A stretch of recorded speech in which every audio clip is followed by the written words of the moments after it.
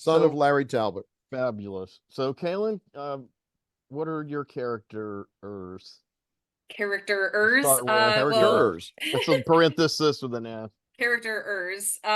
So Bill was right. It is uphill from here because tonight I'm going to talk about the Fitzgerald sisters in the Ginger Snaps films. So what I'm going to do is I'm going to talk about the first two films because they go together pretty well, and then the prequel goes in a totally different and unexpected direction. So I'll talk about that one later, but I'm going to start with the first two. Um, so these are movies that came out in like the early 2000s. It's about they're about these two sisters, Ginger and Bridget Fitzgerald, who were teenage girls. One's 16, one's 15, I believe. They're a year apart, but they're in the same year in school. Apparently, Bridget skipped a year, so they were together always. They it starts out interestingly, and rewatching these just now was hilarious because I remember being a teenager and being kind of the weird kid at school and all of that, and like they start talking about like the suicide pact or whatever. They're like, well, we're supposed to be out of here by 16 or whatever, and it's like, all right, we got to kill ourselves. And it turns out they're talking about like this art project where they want to do lots of really weird suicide like Sorry photo for shoots, laughing. I'm weird and too, it's just right? like, oh my god. And I remember being an edgy like 15, 16-year old, so I can absolutely say for sure that is something I would have done if I had a sister. I just needed another person to do that with, but alas and thank god I was an only child. So I was just being weird by myself, not doing anything quite that over the top. I was writing stuff that over the top, but that's a whole nother story. So they do this, it's a school thing or whatever. It kind of gets you used to the idea that, okay, these girls really don't fit in. They're very, very weird. Bridget looks like every goth kid. Ginger looks like every like kind of hippie goth-ish kid, mostly by virtue of being a redhead instead of a brunette. um, they're oddballs, and you see them at school, people kind of make fun of them and all of that. And so there's also this like weird, their family is bizarre. Particularly their mom is really, really weird and is just like talking about how both of them are like late to get their periods, as if that's a thing that happens on the clock at a certain time. That's not how that works. Like you can be anywhere from like 8 to like 16 or so. So, it's a little bit odd. I'll spare you guys the details of the personal story there, but I was late. And so this finally happens to Ginger. She finally gets her first menstruation, and then they're out at night and they get attacked by a werewolf. Which explains why, things have been happening in the neighborhood, like somebody, like a neighbor's dog turns up dead or whatever, and turns out, okay, there's a werewolf around attacking people. So Ginger gets bitten and she starts to transform. The situation with the transformation is she gets like this really intense sexual appetite, and that's kind of how it starts. Like she goes from kind of being this weird kid to being like this, like, I say this in like a, I'm a slut, reclaiming it in like a super mega slut way. She's just like, I want to sleep with all these guys and do all this stuff. And she starts dressing a little bit more like seductively, showing more skin and all of that somehow in a high school, as if girls' bodies are not policed so that they can actually wear stuff like that. Right. I don't know, movies are weird. So the two sisters kind of end up getting like just kind of separated from each other in terms of how life is going, because of Ginger changing, and it's very weird and concerning. She starts hungering for flesh as well. She starts attacking people, like assault and stuff, and she does in fact start killing neighbors' dogs and also human beings. And Bridget is basically like, what is even happening with you, sis? But also, we made that blood pact or whatever when we were little, and so I gotta stick by you, so I'm going to help you get away with murder and also try to cure you. So she partners up with this guy who knows about like homeopathic cures or something, and like herbal stuff, traditional things. And he tells her about the herb monk's hood, and works on a way to try to cure Ginger by getting her to take that. And all of this is going on. Bridget is trying to kill Ginger desperately. Ginger is getting more and more bloodthirsty, more and more volatile. Her physical appearance is changing more and more throughout the film, and it's really cool. I really like the way they do it with like her hair starts to get like these silver streaks in it, and it looks kind of awesome at first, like just kind of this like cool, weird, gothy look. And then over time, she gets that. She gets hairier. She grows a tail, like a weird little tail, like some humans are actually born with, because we can actually still grow tails. It's very, very uncommon, but occasionally a human baby will be born with a little bit of like a little stubby tail. So she grows one of those. She gets claws, gets the like sharp, sharper canines and all of that. And ultimately, by the end of all of this, Bridget ends up killing Ginger and also becomes infected via her blood. Not bitten, it's a blood issue. And so before I talk about the sequel, I also wanted to bring up that one thing that's really interesting to me about these characters is that there's this whole thing with women and werewolves in particular, because I feel like pop culture wise, we see a lot more male werewolves than female werewolves. But the whole thing with like transforming and the moons and all of that is really interesting, because menstruation has been tied to moon cycles forever. It's like this very, very old pagan thing, and in a lot of ancient cultures, and a lot of modern people talk about that as well. So there's this association between women and werewolves, and I feel like it's really interesting watching these movies, because it's kind of like a almost feminist take on it, especially in the second film. So the second one picks up right where the first one left off. Do you mind if I break in for 1 second? Yeah, no, go for it. Go for it. Yeah, I mean, as far as critically, the movie was really known for what you're talking about. I mean, it broke that ground, but it didn't break that ground within genre. It just broke it in film. I don't know how many, if any of y'all have read this particular comic book, but there's an issue of Swamp Thing from the 1980s called The Curse. Yeah, I was that's going to one of mention Alan that Moore's too. most acclaimed.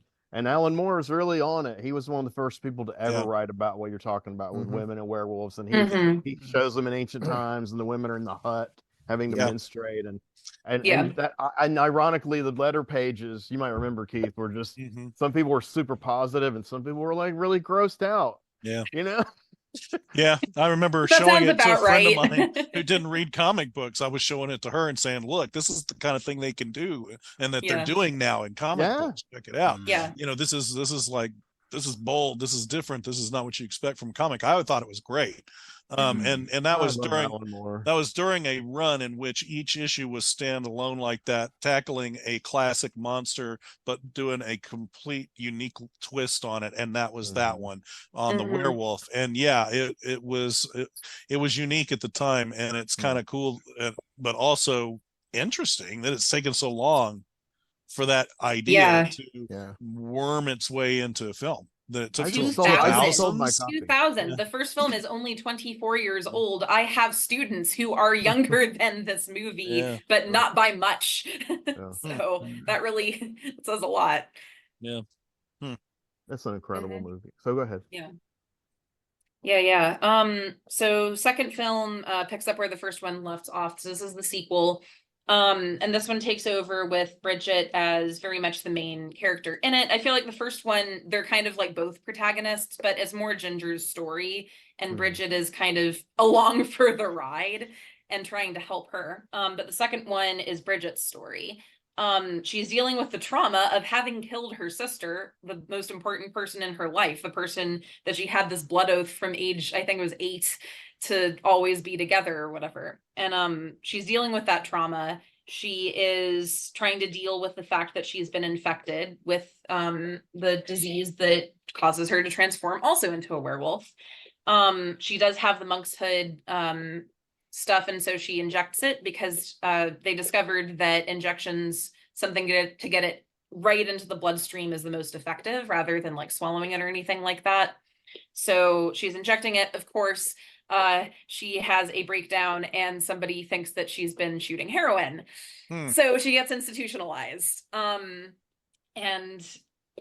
the medicine gets taken away from her. They analyze it. They're just like, what even is this stuff? Why is it purple? This is very weird. What kind of drug even is this? And they analyze it. They figure out that it's monkshood, and they're just like, okay, so this is a poison. Why is she shooting up with poison? I do not understand, because people are dumb or whatever. And so Brigitte is in this like mental institution, being forced to go through all of this therapy and stuff, which is not helpful. She's very uncooperative, as I would be too. I don't blame her. I wouldn't want to be there either. And there's this like group therapy situation, and she's being interviewed and asked all these questions about her weird behavior. And something that's really interesting in this film is that we were just talking about how werewolves have been associated with women for a very long time, even though they didn't really show up that way in cinema until a couple decades ago. Another thing with werewolves is they're also often associated with queerness. So that's another thing that comes up. And in one of these therapy scenes, they're doing this group therapy situation. Brigitte starts talking about how like none of you understand what I'm going through. You know, I'm like changing. I can't control it. There's all this going on. And the therapist just kind of writes on her notes, lesbian ? Double underline. And I was just like, teenagers. God, like that. It just kind of like broke me a little bit, but also that's exactly what happens. Yeah. Like, oh, there's a young woman having a problem. Maybe she's gay. And I mean, same for guys, you know. And they say it about us too. Yeah, I was gonna say. Yeah. God. Yeah. Well, you know, from my perspective. No, that's true. Yeah. Yeah. So that's a whole nother thing. And that shows up in popular culture all the time too. One of the most infamous examples, of course, is werewolves in the Harry Potter series being associated with queerness, because like Remus Lupin is very, very, very queer coded. And basically it turns out J.K. Rowling's intention was for like the werewolf thing to be like commentary on AIDS, which was handled remarkably badly. Really maybe badly. not, knowing her. Really badly.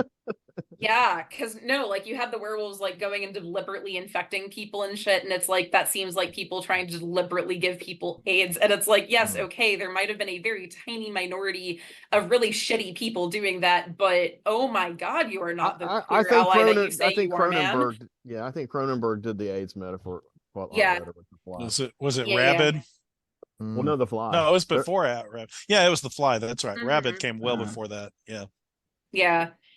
Yeah. So that's been done a million times. And I also know a lot of queer folks and trans folks as well who really relate to werewolves like as a monster, which is interesting to me.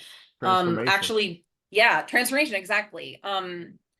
And you know, kind of that like social stigma thing of it's like, you know, there's this situation where, you know, you can't help how you are, but people stigmatize you for it, even if there's ways to deal with it. So there's all of that. So it was interesting how they brought that up in the film, although very, very briefly. I like to think that if these movies were made just like, you know, 10, 15, 20 years later, maybe that would have gotten delved into a little bit more. Who knows? I think you're touching on a lot of the reasons that I personally, werewolves are my favorite monster by far. Yeah. And I've always identified with the werewolves now, ironically or not ironically, because I believe in synchronicities that have meaning. I'm a moon child. I was born on July 10th. So, you know, the moon rules my house. So I kind of feel that, you know, and I feel like I've always felt a kind of a duality within myself, even, you know. Yeah, I relate to that strongly. But anyway, go ahead.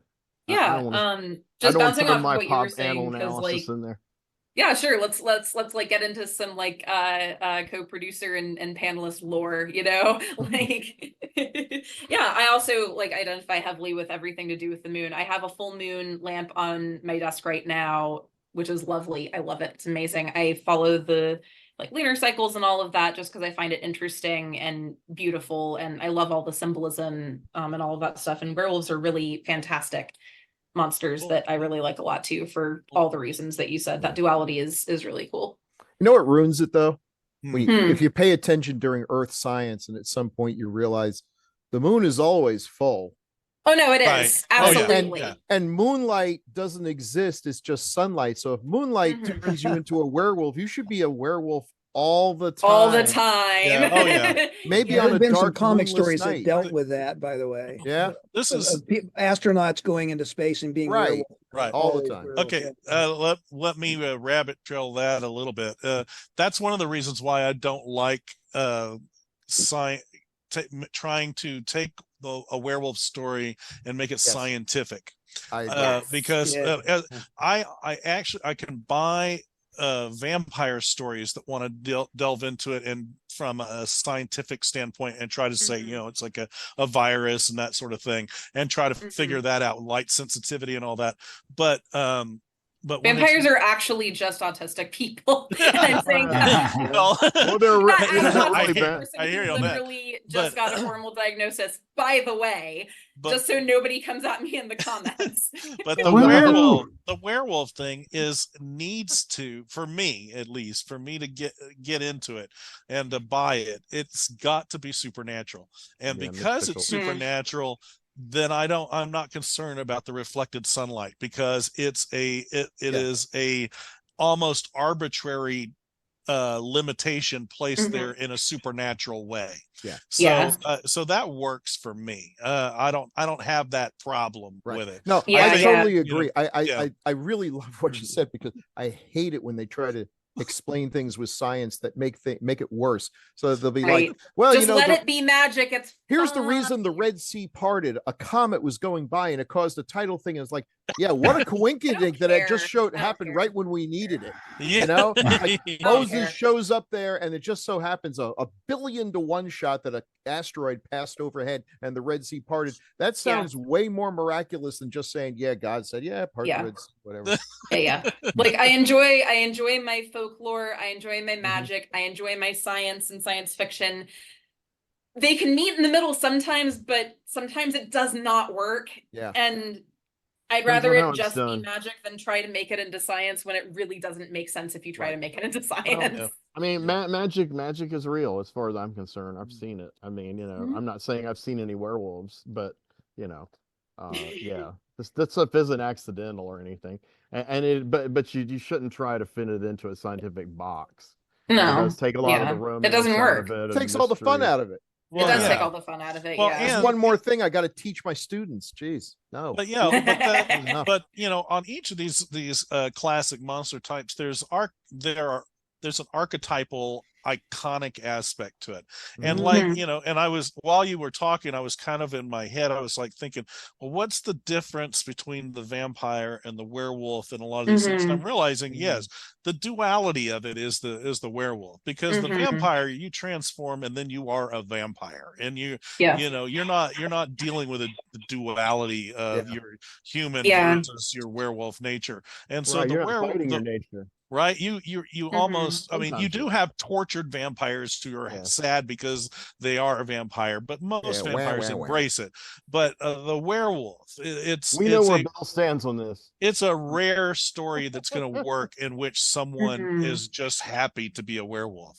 Right. There's always some kind of conflicted thing, because it's like that, it's that beast nature. It's like you have these violent urges that you cannot control, no matter how badly you want to. And that's something that I love in these Ginger Snaps films, is that you see both sisters dealing with that. They're horrified by what they're doing and what they're becoming, and they don't want to be that. And if we're dealing with the metaphor of like the cycle of abuse, yes, you know, there are plenty of people out there that we either know or been victims of that cycle through that behavior of abuse, where they cycle back out, and then they're so apologetic, they're overwrought with their guilt, right? Because of, what did I do? I'll never do it again. I swear. I swear. Yeah, and then you will. Guess what happens? It cycles right back around. Maybe the moon will stop changing. I mean, you know, and so that's the thing. The werewolf, between every full moon, you know, they're just you know, that person is hoping maybe it won't happen this time. You know, now I'm wondering, like, is there a good film out there? Because I can't think of any off the top of my head, that like deals with that of like the werewolf as like an abuser or abuser as werewolf, like in like an abusive any type of relationship. Now I'm kind of wondering about that, because that makes me think of like bipolar and schizophrenia and stuff like that, where, and again, like mental illness, very positive here. Like I have so many people in my life, myself included, who have mental illnesses of various kinds. Yeah, not ashamed of it at all. Some of us have weird brains. I have an answer to your question, though. Yeah. There is an art house movie. I think it might be American, but it is an art house movie that's coming out on streaming on Mubi and Tubi, of course, called Werewolf. But it's not about a werewolf. It's about two mentally ill lovers, teenagers. Oh, that sounds awesome. I was going to watch it, but when I found out it wasn't about a werewolf, I was like, I do want to watch it, but I'm a little disappointed. I wanted to see another modern werewolf. You know, that might be a good movie, but it needs a different title. Because if I go to see a movie named Werewolf and I realize, and there aren't actually 60 like minutes in, it's like, oh, it's a tropes. metaphorical werewolf. It's a metaphor. I mean, I'm still gonna go watch it because that sounds dope, but I also want that type of story with literal werewolves or a literal werewolf and somebody trying to cope with their loved one being a werewolf. There is a great. Go ahead. Oh, based on Blumhouse's remake of The Invisible Man, which was really good. The fact that they're filming right now their new Wolfman reimagining, I don't know, but that seems like the kind of approach they might make on something like that. So we'll see. I was hoping with the movie Werewolf, it would be like both. You know, it would use the werewolf as the metaphor. Now there is a movie that does it literally and metaphorically, that a horror one that I just watched. You all might be familiar with it, called Bones and All. And I'm not a big fan of Luca Guadagnino because obviously I did not like the Suspiria remake at all. But and you know, I just haven't been.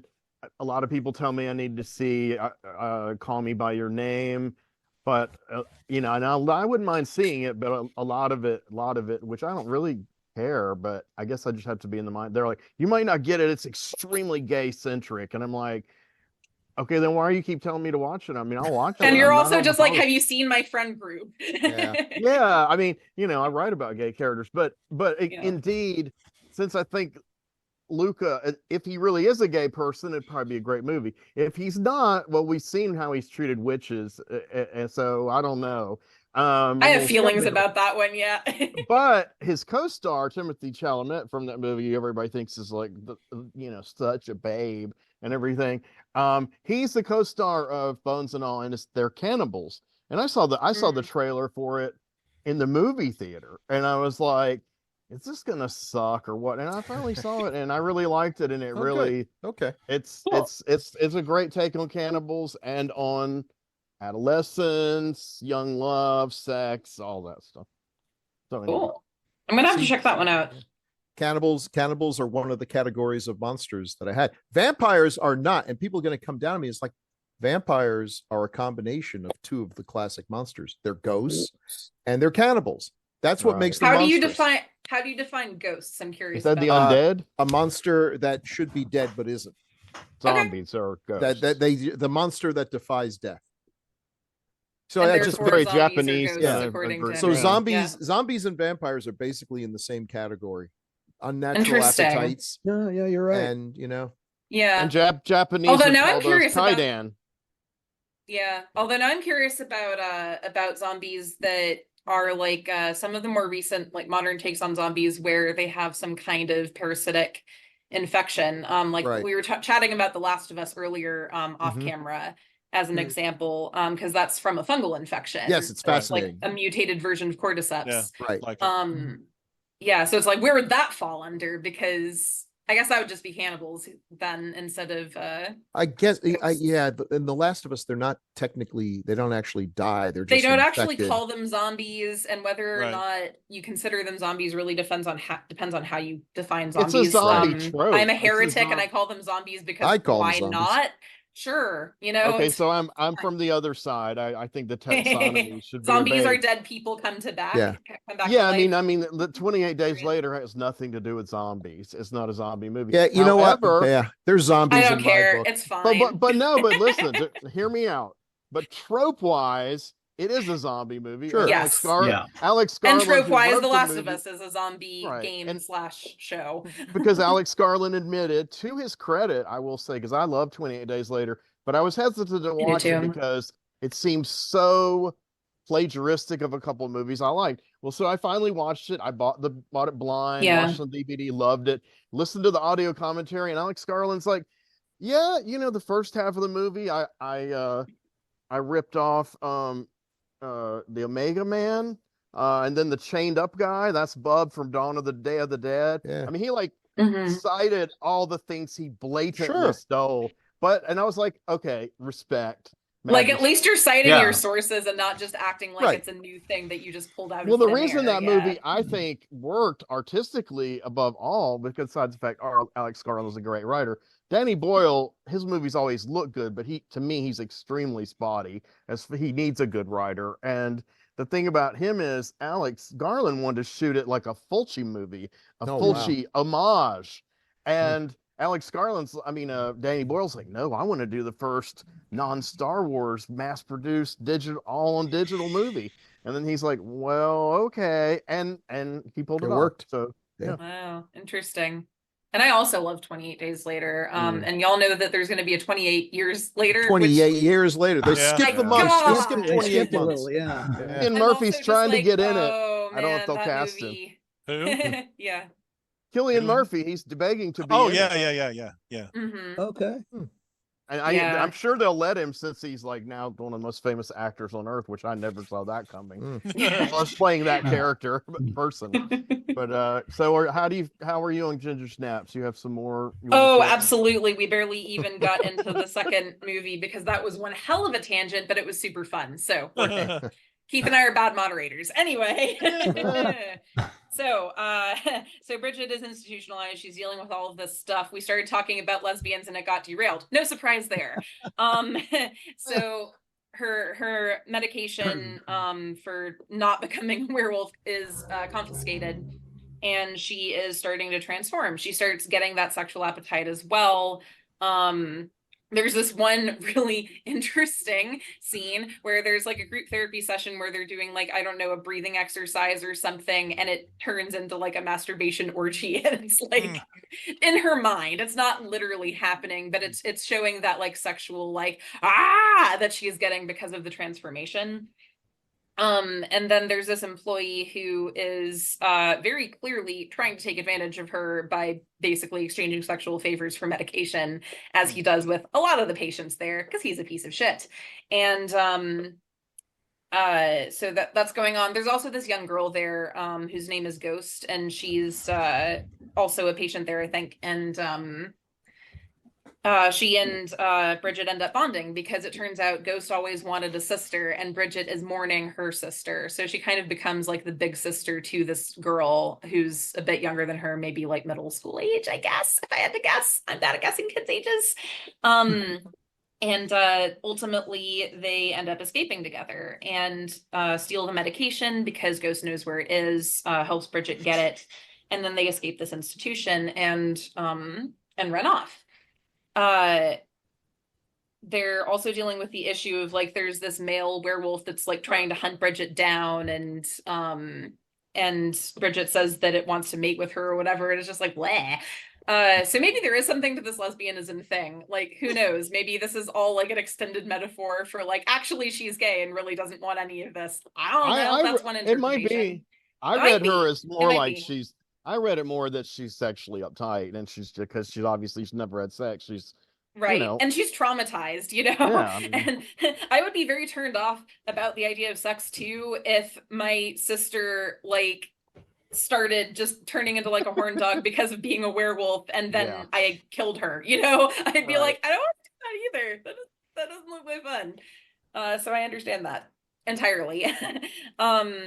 So they run away together. They end up having to get more of the medication because she runs out, and they basically have to track down that like shitty guy who worked at the institution to get her more of it. So they get him. He comes back to where they're hiding out at what is apparently Ghost's grandmother's house, and he starts seemingly coming on to Ghost, which is very weird and very creepy. And she basically runs out and is like seeming, or no, he leaves. She's like in a corner, like cowering. She has like some injuries on her and everything. And Brigitte is just like, did he do what I think he did? Because I'm going to murder him.